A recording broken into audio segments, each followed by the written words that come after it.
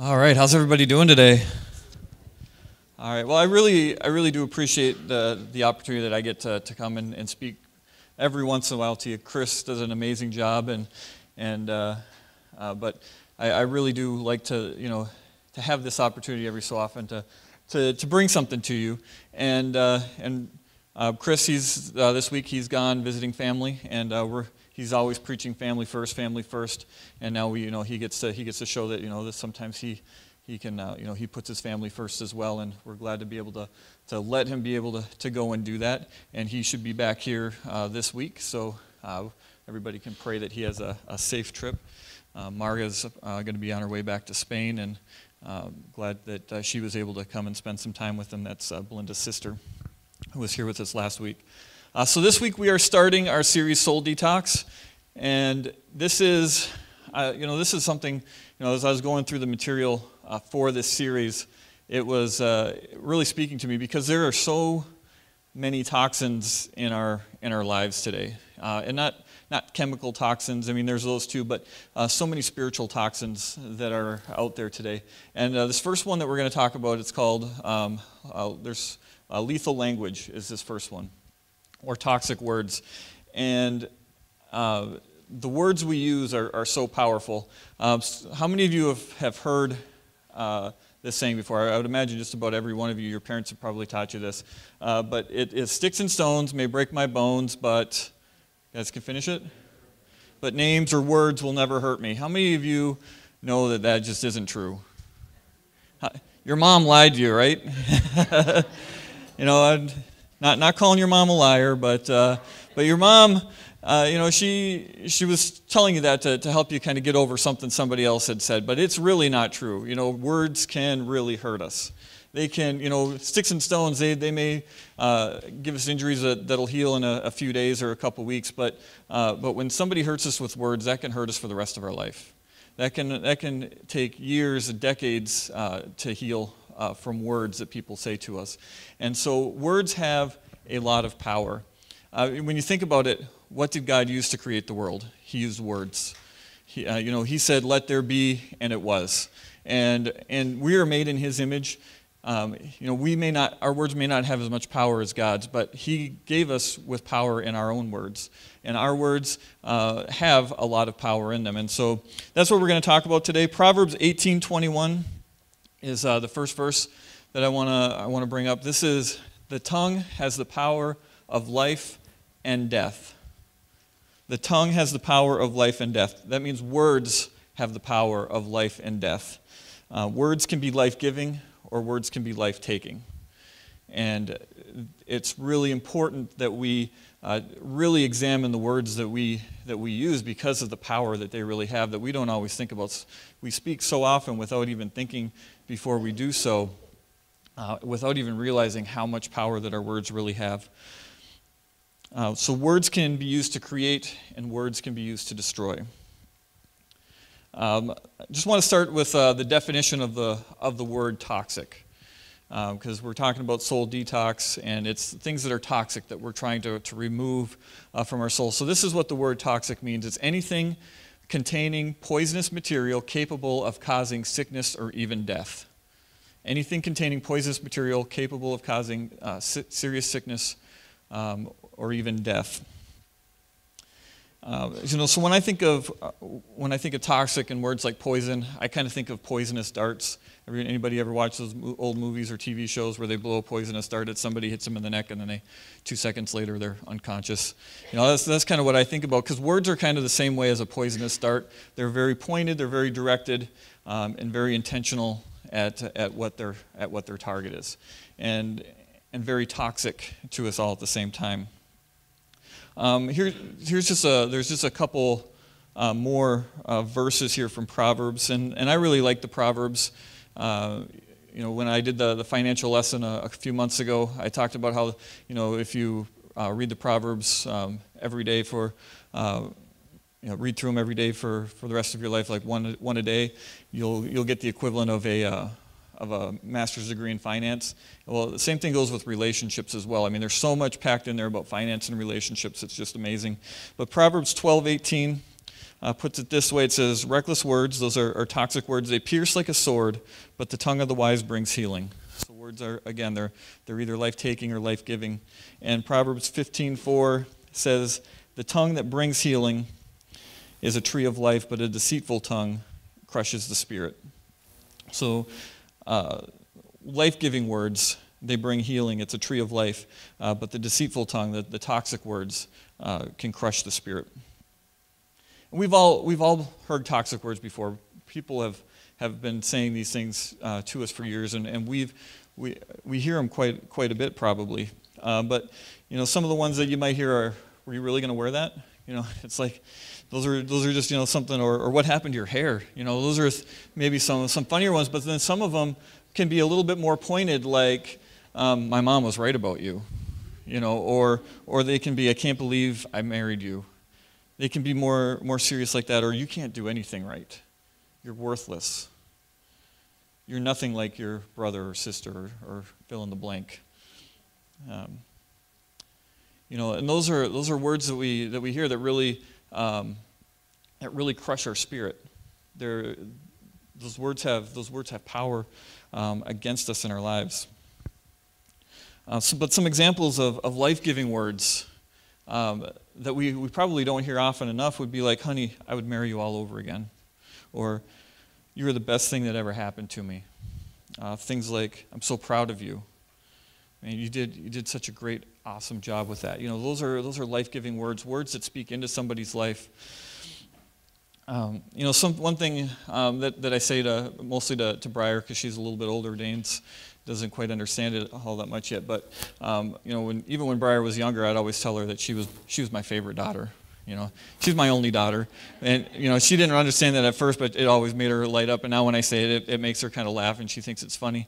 But she is, she's my favorite daughter. It's even though she's my only daughter, it still makes her feel good because she still feels that she's my favorite. And it's something that I just joke around with her. Dane doesn't quite understand what that means yet, but he still likes it when I say it, when I tell him he's my favorite son.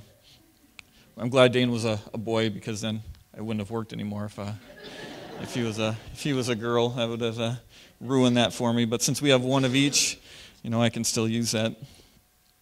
But we're going to talk about three different types of words this morning. And the first one that we're going to talk about is words that we hear. The next one is words that we speak to others. And then the last one is words that we speak to ourselves. We're going to go through each of these. But the first type, words that we hear. And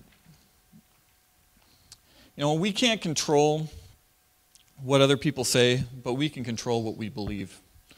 We can't control what other people say, but we can control what we believe. I don't know, you ever just want to put duct tape over somebody's mouth?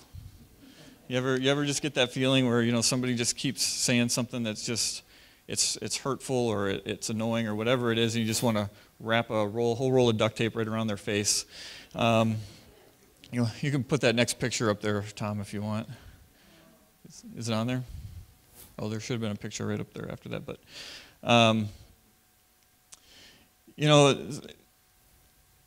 so some of you may even want to do that to me right now. But unfortunately, we can't go around doing that to people. It just doesn't work that way. So instead, what we have to do is we have to guard our hearts. This is what Proverbs 4:20 says. It says, "Pay attention, my son, to what I say. Listen closely to my words." And then in verse 23, this is a father talking to his son. He's saying, this is really important advice that I'm about to give you. And then in verse 23, he says this. He says, "Above all else, guard your heart, for it is the wellspring of life." We have to guard our hearts against what people say to us. We have to guard our hearts against what people say to us, because what people say about us doesn't make us who we are. What people say we are isn't who we are. What God says we are is who we are. And that's what we have to remember. We have to guard our hearts against what people say, because words, they can really hurt. When I graduated from college, Tiffany and I got married about our first year of marriage. We did youth ministry in the church that I grew up in Escanaba. And when I say I grew up in this church, I mean My grandpa started the church years ago, and he was the preacher there for 30, 40 years, for long before I was born. And then his son, my uncle, was then the preacher there when we were there doing the youth ministry. My mom, she taught Sunday school all the time that I was growing up. She was my Sunday school teacher. My dad was one of the elders. This was my family's church, and we were having a hard time with our first year of marriage, doing ministry all at the same time, and we had decided that we were going to step back from ministry, and then a short time later, we really felt God was calling us to leave that church and go to a different church, and which is not an easy decision to make when that's the story, the background that you come from, and when we sat down with my parents first to let them know that this is what we were going to do, and I'll never forget what my mom had said to me when we did this, because she was pretty hurt by this as well, as you can imagine, and she was like, I never thought that you would be the one to fall away from the church. And at that point, it's like I could have really listened to what she said and taken that to heart, and who knows what would have happened from that point on. But instead, I chose to listen to what I knew God was calling me to do. And instead, what I said, I'm not falling away from the church. I'm just going to a different one. And what that could have done to me, if I would have let what she said, and it hurt. It hurt bad, but I had to guard my heart against what that was, because I knew that God was calling me for a different purpose, for a better purpose. And I really, I love my mom, and I really appreciate her opinion. She's a great godly woman. But at the same time, hurt people hurt people, and she was hurt, and it was just a difficult time. But we have to guard ourselves against those things. I didn't let anyone else tell me who I was, except who God said that I was. So you can't let other people tell you who you are. You have to listen to God and let Him tell you who you are. Here's something you can do at home with your kids. It's a game called Truth or Trash, and what it is you can write things down on cards or paper or something, that statements about them. They could be true statements, false statements, whatever they are. Maybe one of the cards would say, "You're worthless and you can't do anything right," and then the kid would read it, and they would either say that's truth or that's trash. So if they read that one, they would take the paper, they'd crumple it up, say, that's just nothing but trash, and they'd throw it away. Or, if maybe it would be one that says that you're beautiful in the sight of God. And then they take that one and they can say, that is truth. And what it does is it's teaching your children then to take what they hear from other people and determine whether that's something that's trash that's coming from other people, or whether it's truth, something that's coming from God. And it's a great way, one great way to really help teach your children how to determine how to guard their heart from these things. And so above all else, we got to guard our hearts, because you can't control what other people say. As much as we'd like to, we can't do it. So we've talked about guarding your hearts. Now we're going to talk a little bit about things that we say to other people. We established earlier that words have power. Some have life-giving power, some have life-taking power. But what we need to remember is we need to always speak life-giving words to other people. We need to always speak life-giving words to other people. And the first thing that you're going to need to learn how to do this is bite your tongue. Because it is too easy sometimes, especially with the people that we love the most, to say things that are hurtful. And I don't know why it's like that. Why is it the people that we love the most and care about the most are the people that that we're the most hurtful to sometimes? So we need to learn to bite our tongues in those situations. Because like we said earlier, hurt people hurt people. Ephesians 4:29 says this: "Do not let any unwholesome talk come out of your mouths," those are toxic words, "but only what is helpful for building others up according to their needs, that it may benefit those who listen." But only what is helpful for building others up according to their needs. See, you have to live by this rule. If you think of something good to say, then you need to say it. So if you think of something good to say to somebody else, it might be just something really basic or simple. You just need to let them know. If you don't let them know, you're robbing them of that blessing of being able to hear that, of being given that life-giving word. So if you think of something good to say, you say it. If you're struggling in your marriage, one of the big things, one of the big causes of that is there's probably more toxic words in that relationship than there are life-giving words. If you're struggling in your marriage, there's probably more toxic words than life-giving words, more lethal language than there is life-giving language. Now, just as a side note, don't be going home and telling your spouse that Pastor Eric said that they're toxic, because that's toxic as well. Don't be going home and saying that, or don't be elbowing your spouse right now. That's just not the right time. But this is a great time for a little commercial. Tiffany and I did the podcast this week, and they'll be available in the back afterwards. But each week, it's usually Chris and I that do it. Chris was gone, so Tiffany and I, we did the podcast this week. And in this podcast, we decided what we would do is we would open up our lives to you. So you get a sneak peek into the private lives of Eric and Tiffany with this podcast. What we did is we talked about how, going along the lines of toxic words, of how we discipline our children, of how we positively reinforce our children, and about how we fight, for lack of a better term, how we have disagreements and arguments. And we do still have disagreements, even after 14 wonderful years of marriage. We still have disagreements from time to time. Especially, we sold our house a couple of weeks ago, and so we've been house hunting. And Tiffany and I, we have like exact opposite tastes in absolutely everything.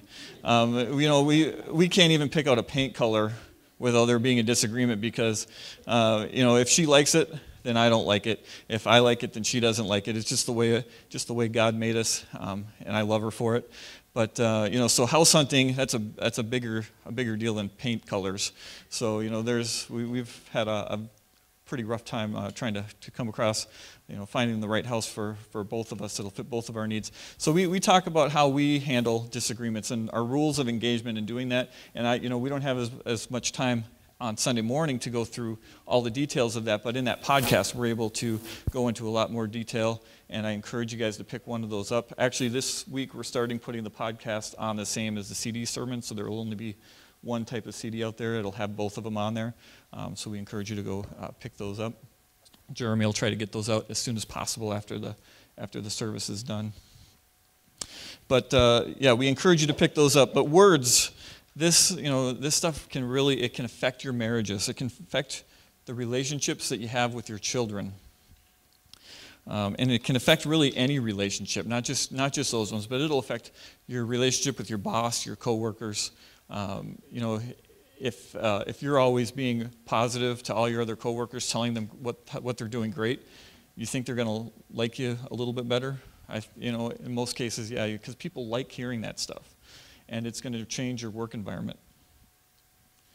My wife, I'm going to share this story of camp. My wife is she's an amazing person, and the last worship night of camp, she really felt God was speaking to her about what to do at the end of the service, and some of the students here can probably remember this. But after the service, she said, we need to take each of these kids one by one and just speak something into their lives. And so we gathered all the kids from this church together, and one by one, Tiffany and I took each of them aside, and we were able to speak something into each of their lives.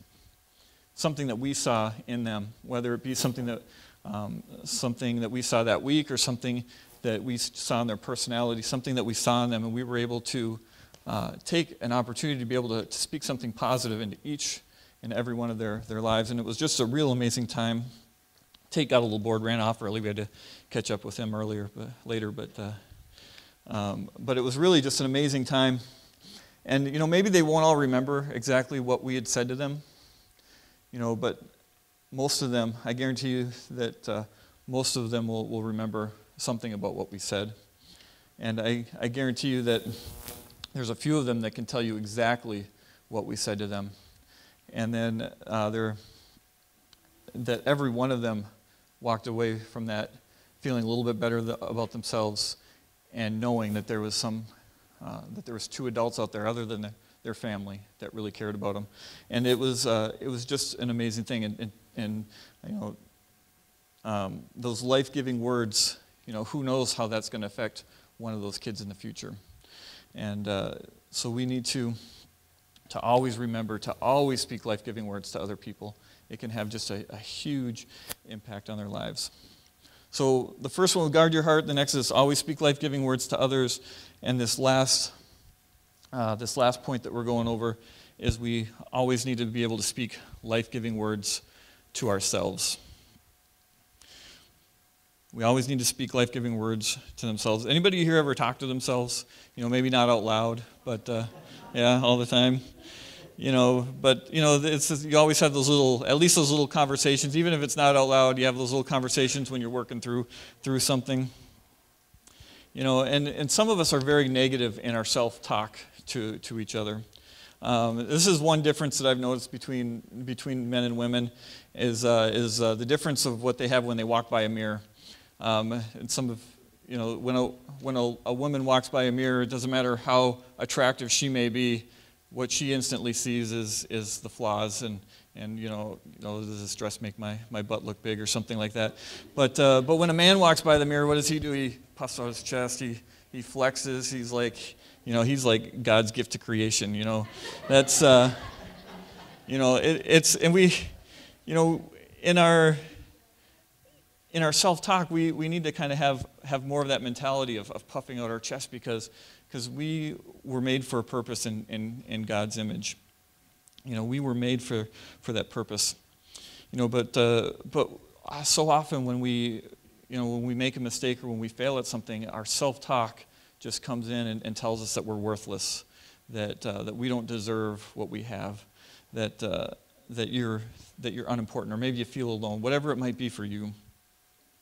We all need to get a Stuart Smalley philosophy of life. Does anybody here remember who Stuart Smalley is from Saturday Night Live, the recurring skit Daily Affirmations with Stuart Smalley? He would look in the mirror in the skit every time he did it, and he would say, I'm good enough, I'm smart enough, and doggone it, people like me. So it's like, it's that constant self-talk. The actor that played that, he's now a senator in Minnesota, so maybe his daily affirmations worked for him. But you need to speak life into yourself and into your circumstances.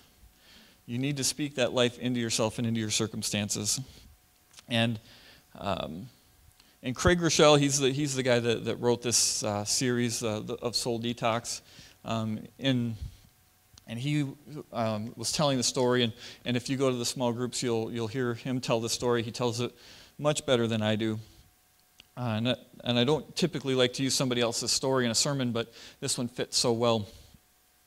But he had this guy come in that was just really feeling down. And after talking with him for a while, he realized that this guy is feeling pretty suicidal and realizes it's pretty serious. He asked him if he had thought about taking his own life, and if he had a plan of how to do it. And I don't know if any of you have worked in that field before, but I worked a number of years in the mental health field, and one of the things that they tell you is when somebody's suicidal, you always ask them if they have a plan, because if they have one, that means that it's that there's a good chance that they may try to work that out. If they don't have one yet, it's probably just a cry for help. But so this guy even had a plan of how he was going to do it, of how he was going to commit suicide. So it was a pretty serious situation. And so Craig, he sits down with him and talks with him for a while, and the guy is just so down on him. He's Craig's trying to tell him that there's so many positive things in his life, and the guy just didn't see it. And he says, well, this is what we're going to do. We're going to sit down and we're going to write 100 positive statements about yourself. We're going to sit down and write 100 positive statements about yourself. And they sat down, and the guy couldn't think of any at first. And so, Craig was asking him different questions, and finally they got one written down, and then another one, and then pretty soon the guy was able to just start, coming up with all these different positive things about himself. And some of them, were probably pretty insignificant, but they were still positive, and they were still about him. And they came up with 100 of them. And then as he was writing them, he could just see this guy's countenance changing, and his perception of who he was just changing because he was writing these words down. When we speak words and when we write them down, it makes them real. And so as they were the process of doing this, he could just see it changing this guy's life. Well, the guy wrote him down. He left, and Craig Gershell didn't see him again for years later. The guy comes into his church. He has a wife with him and two little kids, and comes up to him and pulls out his wallet, opens his wallet up, pulls out a crumpled up piece of paper, and says to Craig, "These words saved my life." Words, they have the power to heal, they have the power to give life, and they have the power of death. And so the words that we use are so important. Did I lose my last page? Oh, sermon's shorter now. Nope, I found it. You're out of luck. So, but words, the tongue has the power of life and the power of death. And some of you here, you're not doing what you were called to do because you've been believing what others have said about you. And you are not what others say that you are. You got to get that poison out of your heart because you are who God says you are, not what others say about you. God has plans to bless you, to prosper you, and to give you a hope and a future. You got to replace the toxic words with truth, and you've got to speak that truth to make it real. You've got to speak it, you've got to say it to make it real. You're not the sum total of what others say about you. You are what God says that you are. There is power in the words that we use, in the words that we speak. We need to speak those life-giving words to others. Right now I'm going to have Jeff go ahead and come on up here as we close this out. But what I want to do right now is, everybody here has been affected by somebody else's words. And then there's people here, everybody here has affected other people by the words that they've used.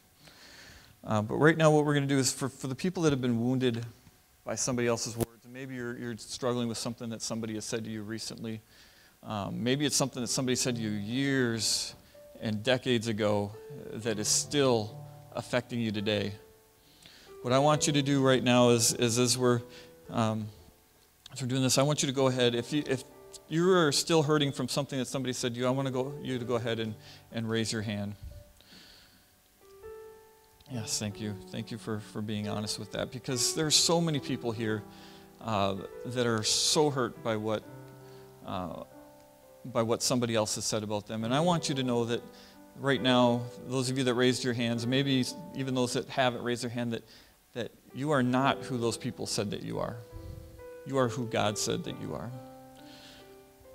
And also, for those people, maybe there's who have carelessly spoken something to somebody that they love, who have said something that they know was hurtful, that they know was wrong.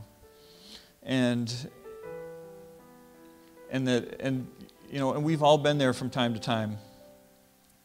But we're going to ask that if you're somebody that you really just feel like you've said something recently to somebody that's been really hurtful that you need forgiveness for, I want you to just be brave, and be honest, and go ahead and raise your hand now as well. All right, thank you. Thank you for your honesty. What we're going to do is we're going to go ahead and we're going to lift this up to God right now and ask Him to really just come in and help each of us in those situations. So just bow with me as we lift this up to God. Dear Lord, we are imperfect people, and you knew that when you created us, that we would make the mistakes that we've made, God. And Lord, right now we ask you, for the people that raised their hand about having said hurtful words and hurtful things, God, we ask right now that you can forgive them for what they've said. But most of all, God, we pray right now that you can help them to make that right, to start speaking life-giving words into those people, to help them to learn how to bite their tongue when they need to bite their tongue. Lord, I pray right now that whatever hurt happened as a result of what they said, that, Lord, that you can help them to make that relationship right, to make it stronger, that there can be resolution in that, God. And then, Lord, for those that are still struggling and dealing with a wounded heart from somebody else's words, Lord, I pray right now that you can instill in each of those people the knowledge that they are who you say they are, that they are somebody that you created for a purpose, that you created with value, that they will no longer see themselves as worthless or without value, that they will see themselves as a child of the King, princes and princesses of yours. That, Lord, that they can see that they have so much more value than any money on this world can buy. That, Lord, that they find that their value in who you are and not in who others say that they are. And Lord, we just ask that for each of the people that raised their hand, for whichever reason it may be, that, Lord, that you can help each of them in their own way. Lord, we lift this up to you in the name of your Son, Jesus. Amen. So this was the first lesson of our soul detox.